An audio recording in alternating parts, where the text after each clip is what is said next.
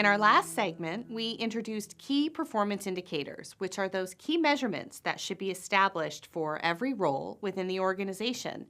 Now, within these roles, we have different people, right? So we might have 4 project managers or 4 engineers or 4 sales reps.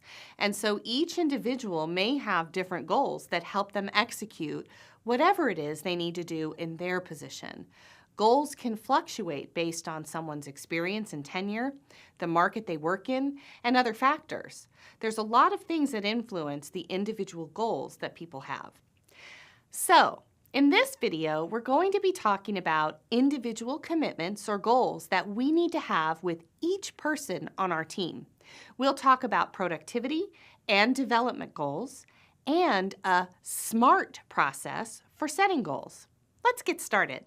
So when we think about goals, there's really two kinds of goals that I think as managers need to think about and ultimately coach to.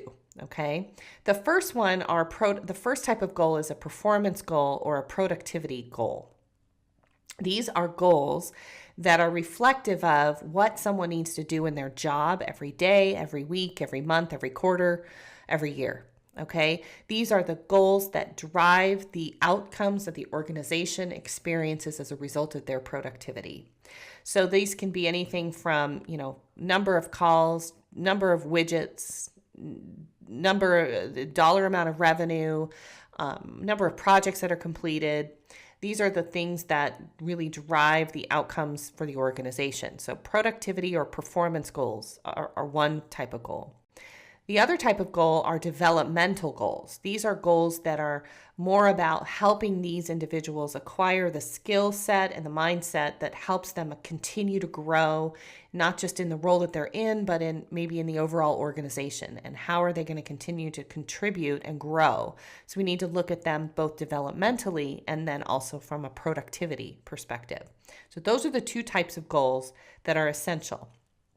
Now, when we think about setting goals, I have a kind of a process that I've been following for years that actually my coaching team and I created many years ago that I really still think is valuable. Okay, so I'm going to talk you through what those are. It's the 5 Ds of designing goals.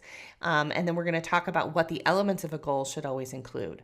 So when we're thinking about helping people improve, whether it's from a productivity perspective or a developmental perspective, these all remain true. The first one is we have to diagnose. We have to diagnose what their current performance is and what is influencing that performance. So the best way to set a new goal is to understand how someone is performing right now.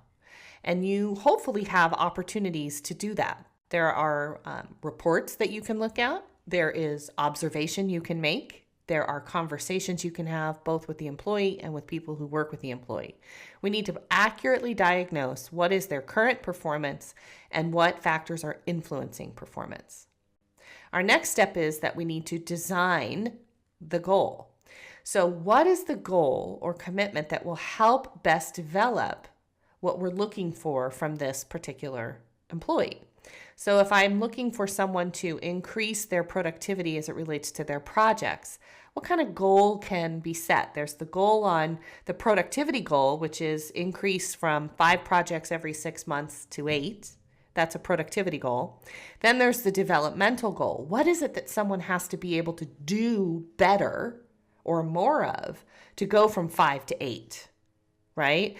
Do they need to learn a new skill? Do they need to start to use a different technology? Do they need to be involved in a different part of the organization? Would they benefit from some mentoring? What are their developmental goals that will also help them achieve the productivity goal? Okay, so, because here's the thing that's really, really important to remember. Just because you tell someone to do something as a goal doesn't mean it's going to happen.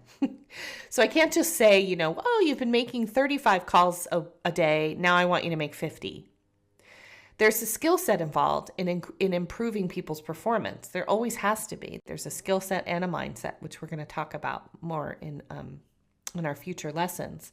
But we have to recognize that there's always a way to help people improve. And it's not necessarily just by changing the number. Sometimes we have to developmentally consider what does someone have to do to improve. So first we diagnose, then we design the goal, then we deploy. Then we ask someone to start working. We deploy. They're executing on the work and the commitment that they've made. They're moving forward. That's where all the work happens. Then we discuss whatever your coaching structure is that you ultimately design as a result of this program will be the coaching structure that you follow. And that's where these discussions take place. How well has the employee achieved their commitment? Are they making progress? Are they hitting their benchmarks? And what is the employee's perspective on this goal? Are there things that need to be changed? In the discuss phase, this is when we're meeting with our employees and we're discussing and reviewing their progress on their goals. And the last piece, the last segment, last element of this goal design is determining, did the goal get met? Did the employee meet what they said they would do? And if they did, awesome. What's next? If they didn't, okay, what do we need to figure out, help them with so that they can move forward and achieve the goal, right?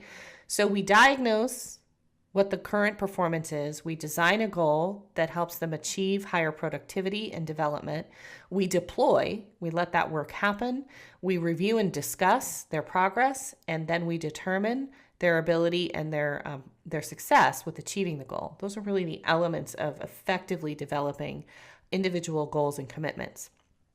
Now, the elements that are essential within a goal are those SMART elements, which you may have heard before because it's a long-standing, effective tool to help you know if a goal is going to be meaningful and effective. A goal should be specific. It should be detailed. I should know what that goal is. If it's vague, it's too hard to achieve. It should be measurable. Everything is measurable. I know that sometimes people really want to resist that, but everything is. And the best thing you can do about that piece is ask yourself and your employee, how will we know you did this? Whatever this is, right? How will we know it's done? That's how we measure it, okay? Goals need to be aligned to the employee's performance, to their job, and to the organization. Goals need to be reasonable, meaning that, we have to really think about what are we asking people to do based on everything else that's going on in their current position, or based on the market, or based on the company and the resources available. Are the goals that we're setting for people reasonable? And are they timely? Meaning, will you know not only how to measure if it got done, but will you know when it needs to be done? And I will say that is probably the one that so many people don't add to their goals. So they'll say, okay, you need to get this project completed and we'll know it's done because we will have this many new clients and we're going to have this and we're going to have that. But there's no time date to it, right? And the best, honestly, if there's nothing else you can measure by when something is completed. Time is a very important one. So the elements of SMART are specific, measurable, aligned, reasonable, and timely. And every goal that you set, you want to make sure that it meets these requirements, because then we know there's no fudge space. There's no room in there for people to kind of squirm around and say, well, yeah, but I didn't and all. It's clean. It's very clear that these are the expectations with each individual goal. Setting individual goals are really, honestly, a cornerstone to effective coaching. If we don't have goals set with our employees, we cannot coach them. Okay, so key performance indicators help us know what the role is responsible for. Individual goals and commitments help us know what this particular person in the role is responsible for. All right, so we're going to talk more about how those start to show up as it relates to coaching and accountability. But these are the elements, everything we've talked about so far: mission, purpose, vision, expectations, key performance indicators, and individual commitments or goals. Those are the elements that fall under process. The 3 P's of performance, those are your process: mission, purpose, vision, expectations, key performance indicators, and individual commitments. Those elements are what drive your ability to pull performance out of an organization and out of a team. In summary, here are a few things to remember. Because skill sets and experience vary, individuals with the same role can have different goals because we're at different levels. We have different competencies. And as we're helping people grow, we have to be able to look at the individual, not just the role. There are two types of goals that we set for people. We set productivity goals and we set developmental goals. And think about when you're setting goals, remember those elements of setting a goal, right? We want to diagnose, we want to design, we want to deploy, we want to discuss, and then we want to determine how well has someone achieved the goal. There are key elements also of goals that we call SMART, the SMART elements. Is a goal specific, measurable, aligned, reasonable, and timely? All key elements to make sure we're setting good goals. And at the end of the day, goal setting is at the cornerstone of effective coaching. If we don't have goals and if we don't have key performance indicators for individual positions, it's very difficult as a coach to be able to develop someone because you don't have any way to really measure their progress. So all of these elements are essential if we want to build an effective coaching culture.